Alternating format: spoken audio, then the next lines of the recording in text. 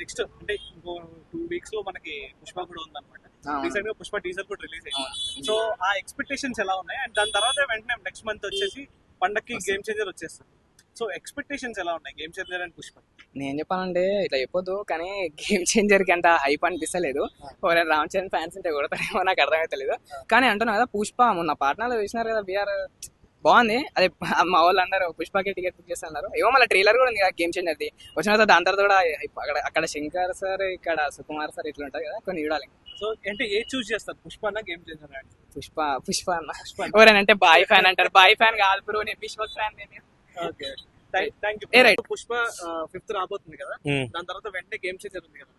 So రెండిట్లో like first Allu Arjun గారు ఎలా కమ్బ్యాక్ ఆర్ ఎలాంటి రూల్ చేయబోతున్నారు అండ్ గేమ్ చేంజర్ తో రామ్ చరణ్ గారు ఎలా రూల్ చేయబోతున్నారు? నాకు 2 ట్రైలర్లు కూడా పెద్దగా అనిపించలేదు. సినిమా ఏమన్నా ఉంటే చెప్పగలను కానీ ట్రైలర్స్ తో అయితే I was not impressed. 2 trailers కూడా, గేమ్ చేంజర్ కానీ పుష్ప కానీ, నాకు 2 ట్రైలర్లతో అంటే వాళ్ళు రిలీజ్ చేసిన ఫస్ట్ గ్లిమ్స్ ఏదైతే ఉందో గేమ్ చేంజర్ది అండ్ పుష్ప ట్రైలర్ నాకంత అయితే ఎక్కలేదు. అండ్ పుష్ప ట్రైలర్ చూస్తే నాకు సాలేనేహి వైల్డ్ సాలే బోల్ అంటారు కదా, అక్కినేని ఫ్యాన్ సారీ చెప్తున్నా, నాకైతే అదే ఫీల్ వచ్చింది.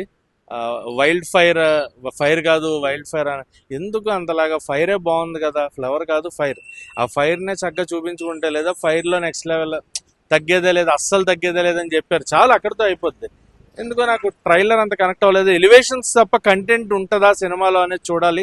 బట్ క్యారెక్టర్స్ పైన వాళ్ళు పెంచుతున్న ఎక్స్పెక్టేషన్స్ ఏవైతే ఉన్నాయో, ఎందుకంటే చాలా క్యారెక్టర్స్ ఉన్నాయి. తారక్ పొన్నప్ప గారు ఆయన రీసెంట్గా కూడా చెప్పడం జరిగింది, my character will be different in the movie అని.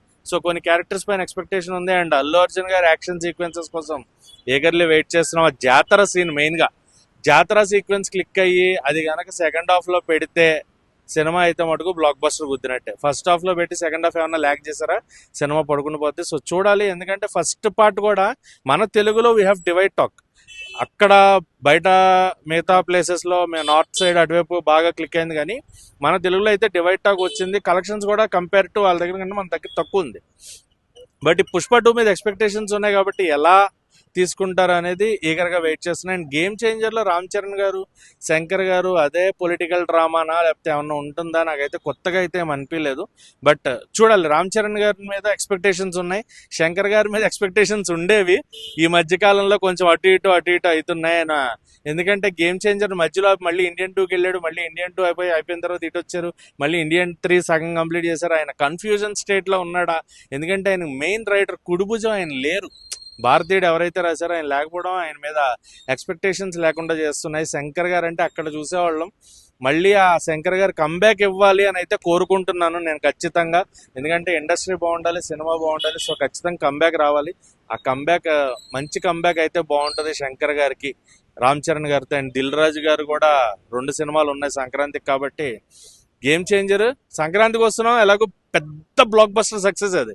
వెంకటేష్ గారు చూసుకోకలేదు, ఇంకా ఆయన కామెడీతో థియేటర్లకు జనాలు రప్పించేస్తారు ఫ్యామిలీని. ఇక్కడ game changer key role play చేయాలి. ఆ గేమ్ చేంజర్ రామ్ చరణ్ గారు, శంకర్ గారు, తమన్ గారు మ్యూజిక్ ఎలా ఉండబోతుంది అనేది నేను కూడా ఏగర్గా వెయిట్ చేస్తున్నా. బట్ సినిమా బాగుండాలని కోరుకుంటున్నాను.